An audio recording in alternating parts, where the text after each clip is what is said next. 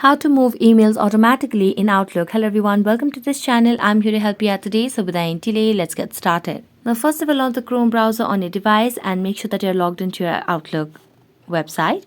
So here you can simply tap on View Settings option. Here you get the option of rules. So let's tap on rules.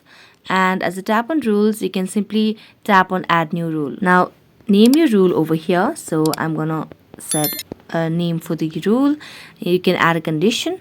So you can simply tap on it and you can simply write anything and then tap on add an action, tap on move to and select a folder. You just have to select your folder and then scroll down and tap on the save option. As you tap on save, there you go.